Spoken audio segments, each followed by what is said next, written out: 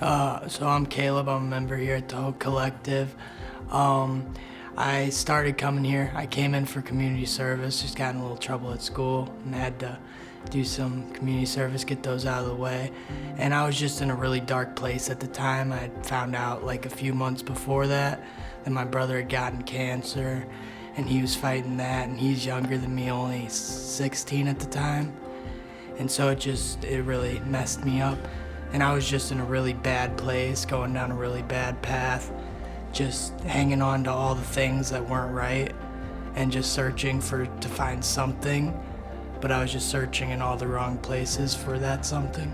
I came in on Saturday and I helped with a food pantry. I helped set up some chairs, and I helped Coach K, or Mr. Kennison, as most people would know him, like take out the trash and do stuff like that, just clean up around the church. And then I came in on the next day, on the Sunday, and I was kind of just standing in there, and they had a little screen up in the gym when I was putting the chairs, and I was just kind of listening to the church and everything. And I didn't know if it was free or not, because like I heard music.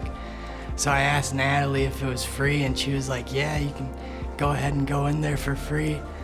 And so I went in there and I sat and I listened, and I remember like the first week he was just talking, that I was here, he was talking about just making space at your table. And that really spoke to me, because I didn't even know this place existed, really. And then like they let me come in and do my community service and let me sit in the church, and I don't know, I felt like all the stress and all the weight on my shoulders had just kind of been lifted. And like in that time, it was like I felt free of like all the things that were holding me back. And like I kind of felt like there was actually a light at the end of the tunnel, the light that I had been searching for like the whole time that I was looking through all these other places and all these other things to find that happiness. The very next week, I was like, I think I should go to church on Sunday. And it didn't start that early, so 11 o'clock on a Sunday, that's not hard to make it to.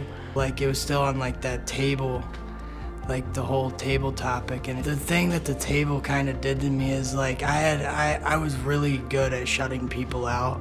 Like if I didn't like what somebody was saying, or I didn't want to be around somebody, I was completely fine with putting on headphones and going into my own space and not wanting to talk to anybody, because I didn't want to open up that door for them to know anything about me or know how I felt. I just wanted to stay locked away in my own little space and just be left alone. But now that, like after the table thing, I really realized that you need people like that. Like I was in the dark place because I put myself there.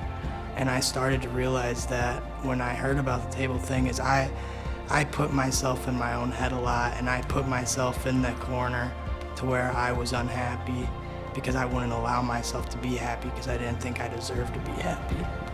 Today I find myself that I'm still not 100% perfect. I still have my flaws, but I try every day to do a little bit better and to just live more through Christ and not let the little things upset me as much, and just know that like everything that happens it's in His plan, and that's how He wanted it to be.